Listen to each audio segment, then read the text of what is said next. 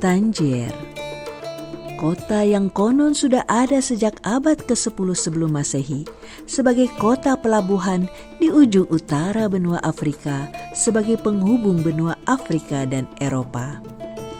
Saat penyebaran dakwah Islam, Tangier ditaklukkan pasukan Muslim pada masa kepemimpinan Uqbah bin Nafi di tahun 63 Hijriah. Di tempat inilah kemudian pembuatan kapal dan persiapan pemberangkatan pasukan Muslim ke Andalus dilaksanakan. Selanjutnya kota ini kemudian menjadi pusat perdagangan dan budaya Islam, serta terus berkembang di masa dinasti Murabitun, Muwahhidun, dan Bani Marin. Pada abad ke-15, Tangier sempat dikuasai oleh Portugis, Spanyol, dan Inggris, hingga kemudian memiliki status khusus sebagai zona internasional, sampai akhirnya masuk dalam wilayah Maroko saat kemerdekaannya di tahun 1956. Kini Tangier menjadi tujuan wisata dengan situs sejarah dan pemandangannya yang menarik dan cantik, serta pelabuhan untuk menyeberang ke benua Eropa.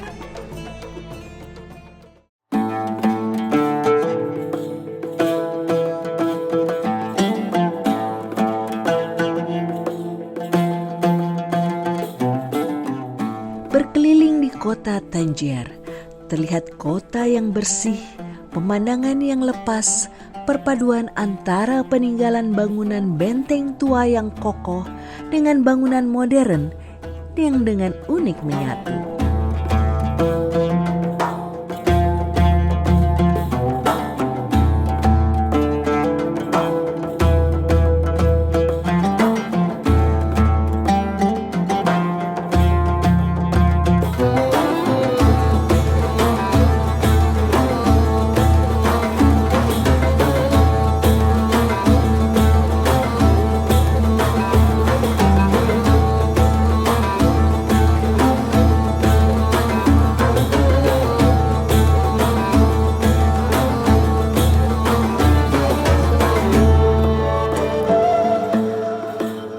Berkendara dengan lahan berbukit di satu sisi dan laut lepas di sisi yang lain, ditambah semilir angin yang sejuk mengalir, menambah nikmatnya perjalanan menjelajah kota Tangier.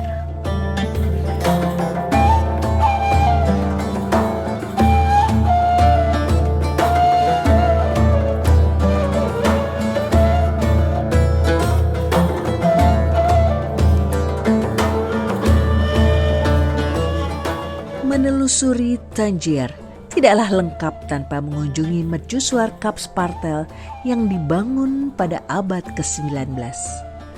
Mercusuar ini dibangun untuk membantu navigasi kapal-kapal yang melintas di Selat Gibraltar kala itu. Letaknya sangat strategis, yakni di pintu masuk Selat Gibraltar yang menghubungkan Samudra Atlantik dan Laut Mediterania.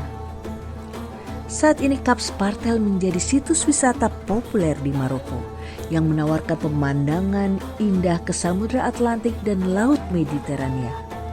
Dari sini, benua Eropa pun terlihat begitu dekat.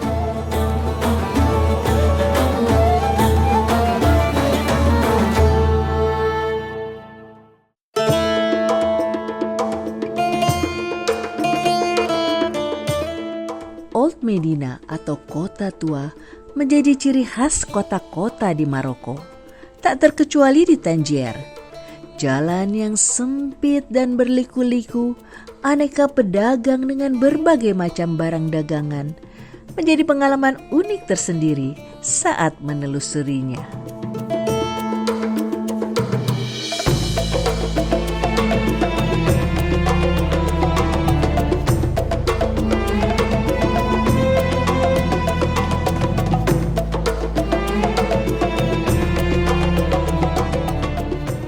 Menuju makam Ibnu Battuta, kita akan melewati jalan-jalan kecil, menanjak dan menurun, khas kota tua di Maroko.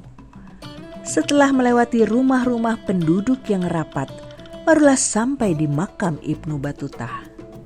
Siapa yang tak kenal Ibnu Battuta? Penjelajah yang masyhur yang dilahirkan di kota Tangier. Ia habiskan hampir 30 tahun usianya mengembara ke berbagai penjuru dunia dan menuangkannya dalam bukunya yang fenomenal. Ibnu Battuta wafat dan dimakamkan di Tangier.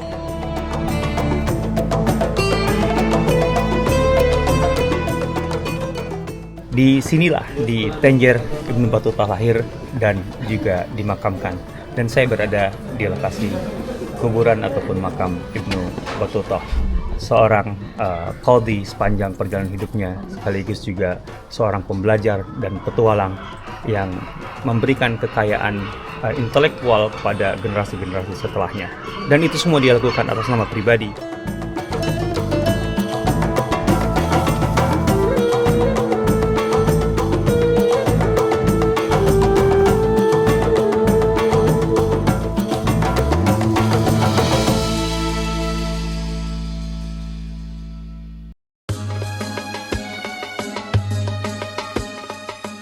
Malam terakhir di Maroko, kembali menikmati tajin, makanan khas Maroko yang lezat.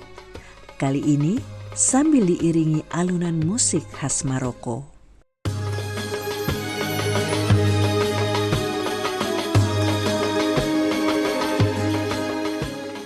Malam semakin larut, kasbah, benteng berbatu berdiri tegak dengan ruang terbuka luas di depannya, seakan sedang memandang selat Gibraltar di seberangnya yang semarak dengan lampu jalan yang terus bersinar, menyimpan semangat untuk perjalanan berikutnya di esok hari.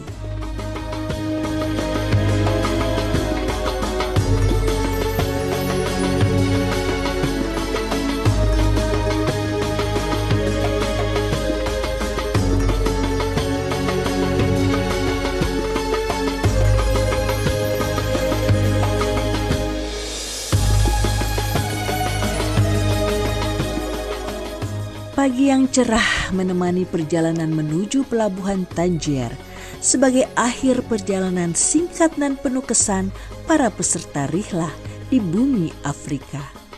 Meski tangan repot dengan berbagai barang bawaan, namun peserta rihlah tetap semangat layaknya pasukan Tharif bin Malik yang siap mengarungi lautan menuju bumi Andalus.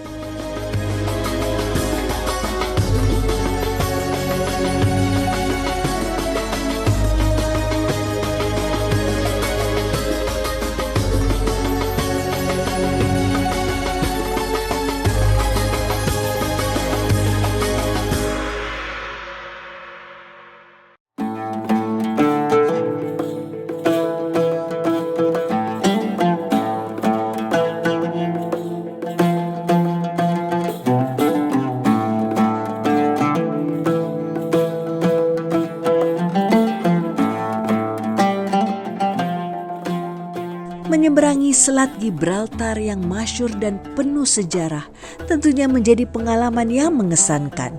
Sambil membayangkan bagaimana kapal-kapal yang membawa pasukan muslimin sampai ke Andalus lebih dari 1000 tahun yang lalu. Meski kali ini yang ditumpangi adalah feri, namun paling tidak kita bisa memandangi laut dan menghirup udara yang menjadi saksi bisu perjuangan kaum muslimin saat itu.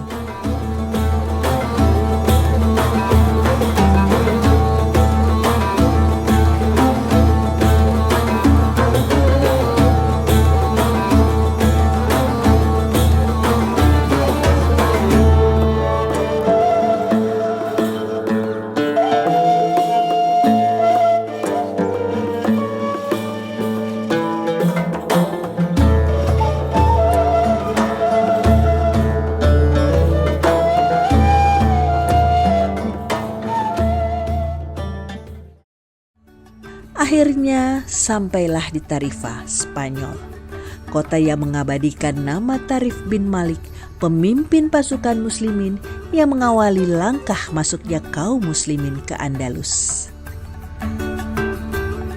Inilah awal perjalanan peserta rihlah di bumi Andalus, di mana Islam pernah berjaya 800 tahun lamanya. Suara azan lepas berkumandang di berbagai penjuru. Kini, apa yang masih tersisa? kisah dan hikmah apa yang bisa kita dapatkan? Simak terus Untayan Hikmah dan Mozaik Kisah dari The Heritage of Al-Andalus.